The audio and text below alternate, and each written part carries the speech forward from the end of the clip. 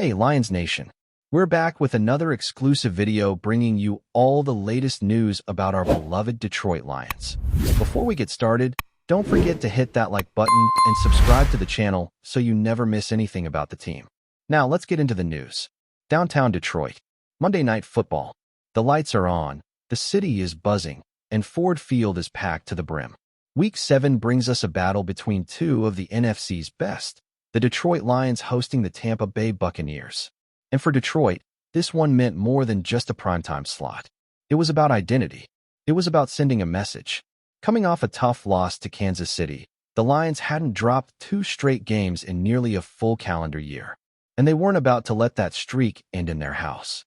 From the opening huddle, you could feel the intensity. These moments aren't just games. They're dreams lived out in real time.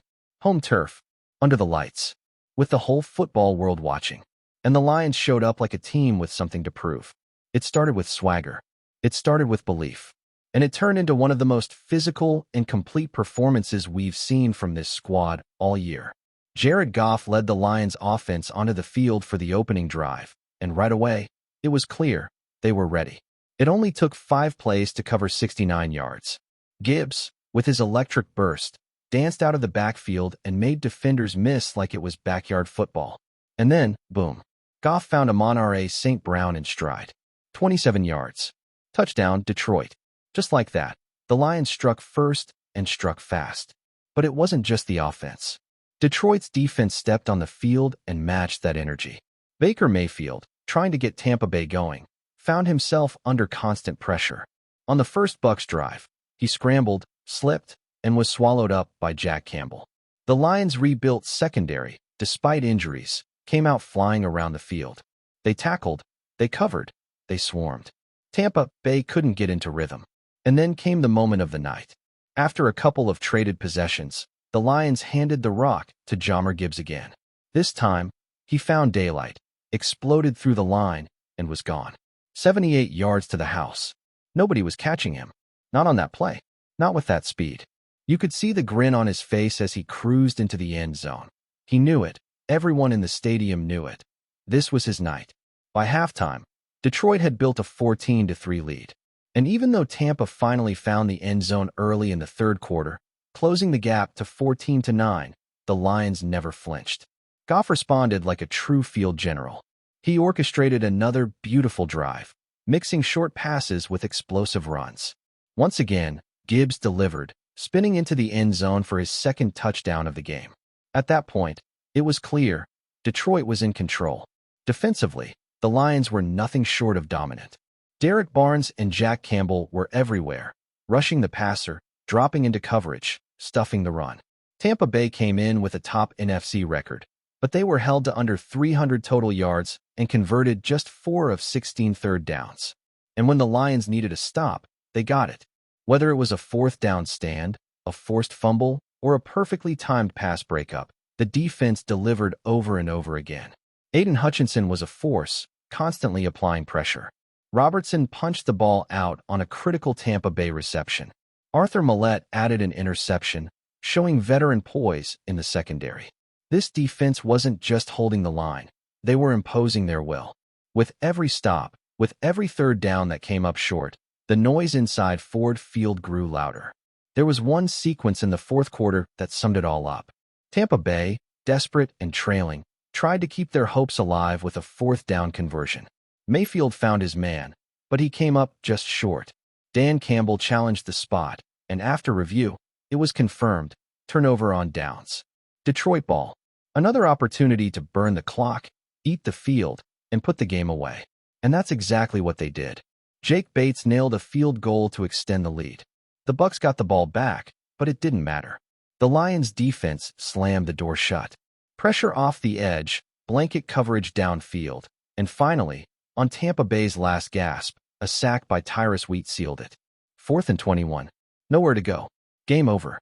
Detroit walks off the field with a 24-9 win, moving to 5-2 on the season, and once again making a statement to the rest of the NFL. This wasn't just a win, it was a blueprint. A complete team effort. A physical, smash-mouth performance from a team that believes it can do something special this year. And when Dan Campbell gave out the game balls, it was clear just how much this win meant. Jahmyr Gibbs, 2 touchdowns, over 200 total yards. Jack Campbell, 8 tackles, a sack, a huge presence all night long. Derek Barnes, relentless, disruptive, and emotional as he soaked it all in, fresh off a tough recovery. These guys aren't just playing for stats. They're playing for each other. This locker room believes. And when the defense plays like that, when the offense moves the ball with authority, and when the energy in the stadium matches the fire on the field, you get nights like this. Monday Night Magic. Ford Field shaking. A city rising behind its team. And a warning shot fired to the rest of the league. The Detroit Lions are for real. Before we move on, take a second to drop a like and subscribe. That way, you'll stay up to date with every exclusive Lions update. And you'll even have a chance to win an official Detroit Lions jersey. Let's keep going. Something's brewing in Detroit, and it's not just hype this time. It's real, it's powerful, and it might have just taken a massive step forward. Word coming out of league circles is that the Detroit Lions have pulled off a blockbuster move that could reshape the entire identity of their defense. According to sources close to the organization, the Lions have secured none other than Quinnen Williams, the all-pro defensive tackle who's been a force of nature for the New York Jets, to lead their defensive front. Let that sink in. Quinnen Williams, in the Honolulu blue and silver. Now, before you think this is just smoke, hear me out. Multiple signs point to this being more than just a rumor. It's a calculated, aggressive push by Detroit's front office to fully take the reins of the NFC and go from dangerous to dominant. Because when you look at what Quinnen Williams brings to the table, it's not just talent. It's tone setting. It's identity changing. It's that missing piece that could turn this already gritty defense into one of the most feared units in the league. Think about what the Lions are building. They've already got Aiden Hutchinson terrorizing quarterbacks off the edge. Jack Campbell and Derek Barnes are flying around the middle of the field like missiles. The secondary, despite injuries, continues to punch above its weight. And yet, the one area they've been looking to solidify, dominate, even, is the interior of that defensive line. The trenches. That's where games are won in January. That's where champions are made. And now they may have just landed one of the best in the business to control that exact space. Quinnen Williams has been a wrecking ball since entering the league. He eats double teams for breakfast and still manages to collapse pockets like a man possessed. He's not just strong, he's technically sound, explosive, and relentless.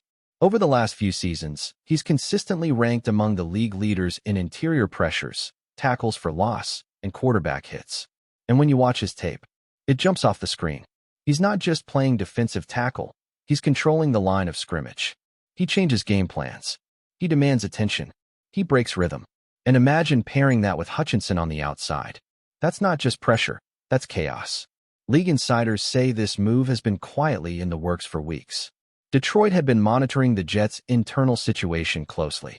While New York publicly maintained their faith in Quinnen, there were whispers of dissatisfaction behind the scenes, disagreements over scheme fit, frustration over usage, and of course, the never-ending contract tensions. Detroit saw the window, and they pounced. Because this front office? They smell opportunity. They know their moment is now.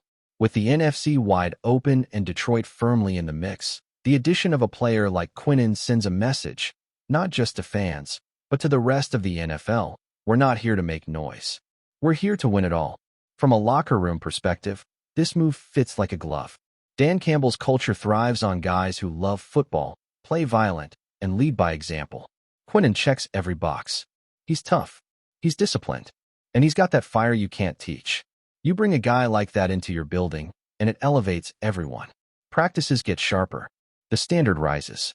You're not just adding a Pro Bowler. You're raising the bar for what it means to wear that jersey. And don't forget the scheme fit. With Kelvin Shepard taking over full-time as defensive coordinator, there's been a noticeable shift toward an aggressive, downhill style of play. Quinnen Williams is tailor-made for that. He's a disruptor by nature, someone who can shoot gaps, blow up running plays, and still anchor against the double team. Whether it's a 4-3 front or some hybrid variation, he gives you flexibility, power, and game-breaking ability right in the heart of your defense. The timing couldn't be better. Detroit's schedule sets them up for a deep run, and with the bye week approaching, this gives Williams a chance to settle in, learn the system, and hit the ground running down the stretch. No slow build-up. No easing in. He walks into the building as a leader, a centerpiece. And when he lines up for his first snap at Ford Field, you better believe the crowd is going to let the league hear it. So now, the question becomes, what did Detroit give up? Sources are tight-lipped, but early word suggests it involved a first-round pick and a mid-round selection in next year's draft. A steep price? Maybe. But let's be real, franchise-altering talents don't come cheap. And if you're serious about winning, if you truly believe the window is open, then you make that move every time. Because picks don't win playoff games, players do. And Quinnen Williams is that kind of player. The energy around this team just shifted. The Lions were already on the rise, already winning tough games, already proving they could handle primetime pressure. But now they're entering a different conversation. Now they're not just the feel-good story of the NFC. They're a legitimate threat to make a run at the Super Bowl. Not next year, not down the line, this year. And here's the thing that makes it all so scary for the rest of the league. This group believes. Dan Campbell believes. Brad Holmes believes. The players believe. You don't make this kind of move unless you've got full conviction in your foundation. And if you've watched the way this team plays, how hard they hit, how united they are, how fearless they look, you know this belief isn't empty. It's earned. You pair that mindset with elite talent, and now you've got a monster on your hands. So buckle up, Detroit. Things are about to get real. Because when you drop Quinnen Williams into this defense, when you give him Hutchinson on one side and Barnes and Campbell behind him, when you put that energy in a stadium like Ford Field, it's not just noise. It's dominance. We bring you the latest Lions news every single day. So make sure you're subscribed, hit that like button, and turn on notifications so you don't miss a thing. And of course, drop a comment below with your thoughts on today's news. Your voice makes a difference for Lions Nation. See you in the next video.